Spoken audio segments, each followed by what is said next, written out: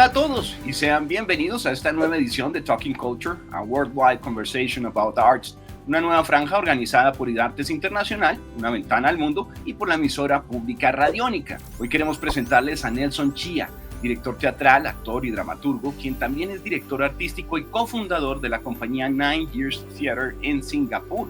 Ha sido galardonado 4 veces como el mejor director y 2 veces como mejor actor para los Straits Times Life Theatre Awards, entre muchos otros reconocimientos. Nelson, welcome to a new edition of Talking Culture. We're very happy about this conversation, and it's an honor for Idartes and Radiónica to have you as one of our guests for this season. So thanks for your time and your attention. Thank you so much. I mean, it's 8 a.m. in Singapore at this moment. I'm wide awake. I just came back from a holiday, and I'm really happy to be on this. Thank you for having me. What is the current cultural landscape in Singapore? What type of art or cultural events are in demand? And what are artists mainly creating? That there are a lot of small collectives coming up, formed by independent artists, because there is a drive by the government, by the National Arts Council in Singapore, to give more support to these independent artists to create work. Artists that do not belong to a company or do not have the background or support of a company. They can come together if they like, if they have an idea about a project, they can pitch and they can apply for funding. Well, the company has a stronger focus on Mandarin and Chinese culture, including Mandarin classes. What is the purpose and intention behind this initiative? For those of you who maybe are not too familiar with Singapore is a multicultural society. We mainly have 4 language groups, which is the Chinese, who speak Mandarin, and then English, and then we have Malay and Tamil, which is a dialect of the Indian language. So for me, as a Chinese who's able to speak Mandarin and also English, I feel that I kind of have the responsibility as an artist to uphold or even to deepen the kind of a language in my art or the roots in my art. So if I'm able to do that with the Mandarin language, with the Chinese culture, and say, for example, my counterparts in Malay or Indian culture are also able to do that, then I feel that we are in a stronger position to interact. So in our Mandarin production, we always use the subtitles, or here we call the subtitles, in English. So sometimes the play I conceptualize in a certain way that the subtitles have its own position and autonomy in the production. And sometimes the productions also that I make it such that the subtitles have a life of its own. It's also speaking to the audience in a way. Yeah. Could you explain us a little bit about how the theater company works regarding its IPS status and as a non-profit organization?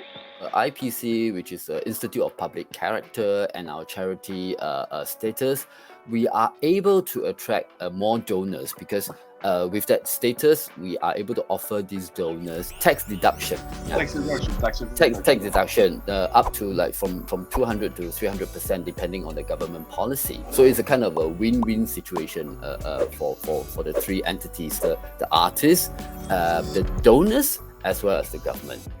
Would you please tell us what kind of support does the Singapore government offer for arts and cultures in general? Honestly, the Singapore government has been very supportive generally of the arts companies and artists in Singapore. Like for example, during the pandemic, I was also surprised that the government quickly rolled out a lot of funds and grants to help the artists as well, to help us make work and transit or pivot over to some digital presentations and all these things. Yeah. How has the company's international projection been? How has this experience been, particularly on collaboration, for example, on global platforms as ISPA, for example?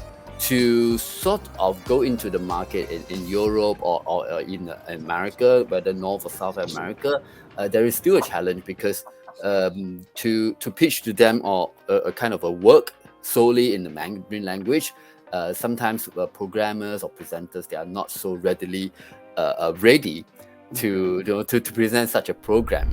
I'm interested to explore collaboration, international collaborations that is between 2 very different cultures.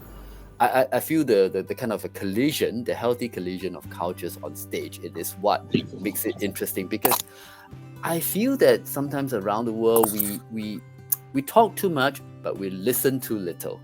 We are entering a space where we do not immediately understand, and that is sometimes the foundation of what good art can come about.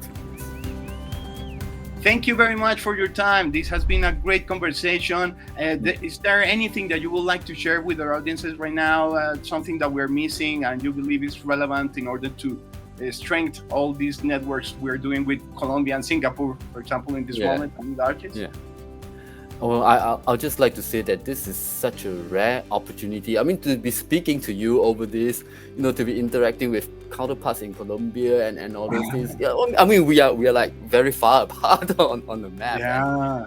And very different cultures. Doing this again, I feel that it is the start of a very good network between the two countries.